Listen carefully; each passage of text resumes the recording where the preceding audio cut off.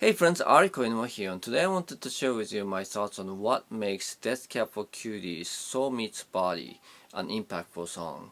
This is their lead single off of the 2005 Plants album, which is really my favorite, and this song has kind of really grew on me recently.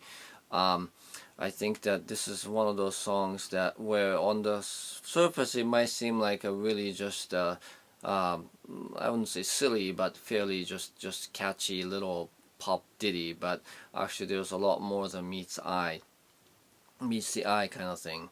And so I wanted to have a deeper look to see what makes this song tick. Harmonically, this song is actually fairly simple. It's really centered around D minor and then F.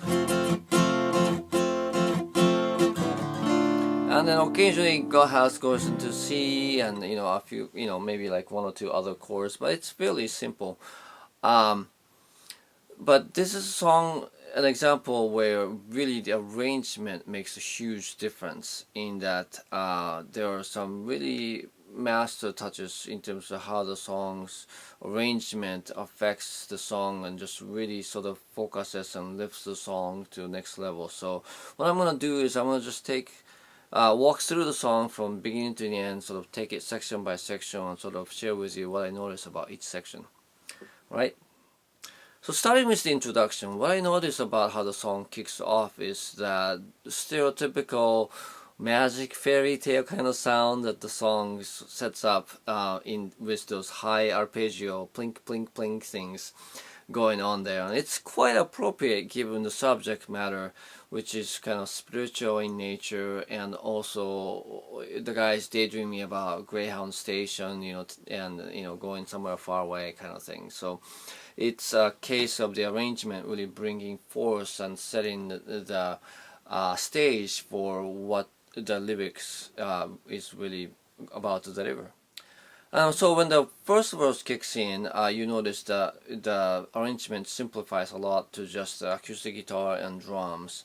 And this song has this sort of a swell or build and release kind of arrangements throughout, repeating, just setting up, thickening the arrangement subtly, and then sort of releasing and making it thin again to sort of welcome the new section.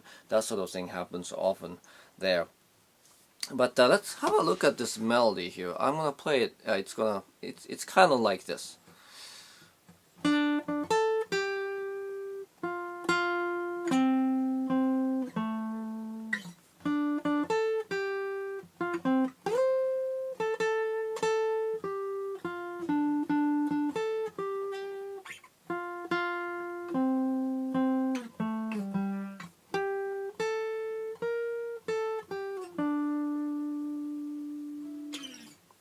So it's a very tuneful melody there, because you notice that even though I'm playing on an instrument without the words, it just really holds your attention really well. It sounds really simple and innocent, but there's a lot going on in that. There's a lot of big jumps in this melody. So right off the bat, that's a fifth. That's a fourth down. That's another fifth up. That's an octave up. Fifth again. Fourth down. Octave up again.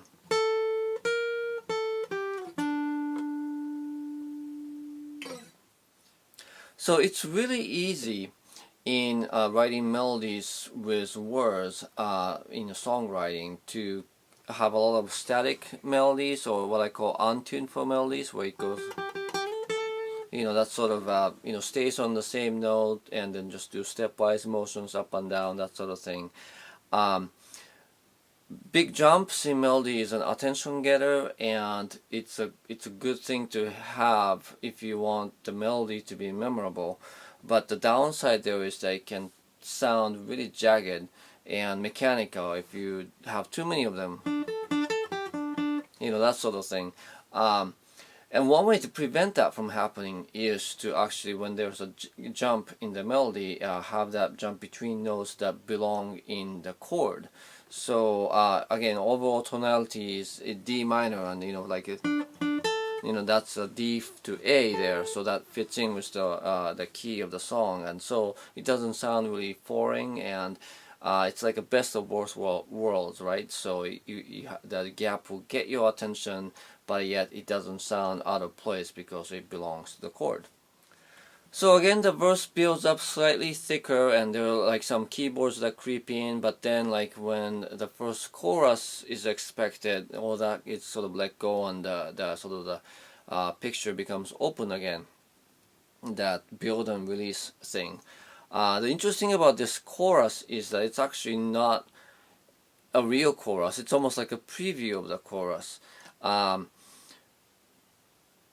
I think it's really interesting that the chorus is expected there, and they have a perfectly good chorus, but instead of delivering it, they just sort of give you just a foretaste of what is to come, and make it seem like this is just an interlude or a break from the verse instead of a real chorus.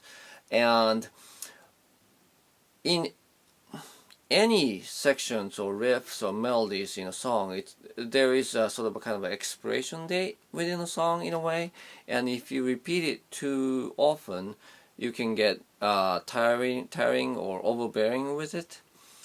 And this sort of thing is part of what I call variation, not repetition, right? I mean, that's how you prevent that fatigue of listening to the same material over and over again. But instead of bringing the main sort of material first and then doing variations, they brought the variation first and then let the real thing show up later. And I think that's a really interesting technique. It works really well. It's a perfectly good chorus. I think it would have worked even if we heard it here in the first chorus as well, but by sort of restraining yourself and then saving it to later, it just the chorus feels kind of fresher when it comes out later in the song. Alright, so then the second verse comes in and it gets thicker again, and then when the chorus arrives, there's that sense of release again. The chorus melody is less gappy than the verse melody. It goes like this.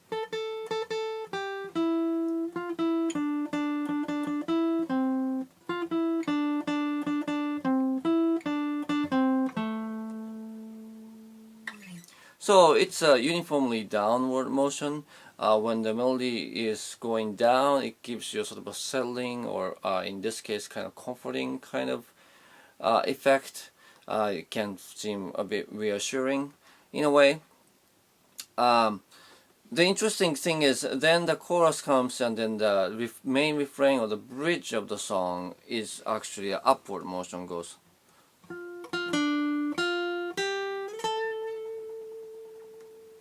Right? So the chorus goes down, and then to give you a contrast from that chorus, the bridge goes up, and then by going up, the bridge sort of builds the tension again for that build and release thing going into the final chorus.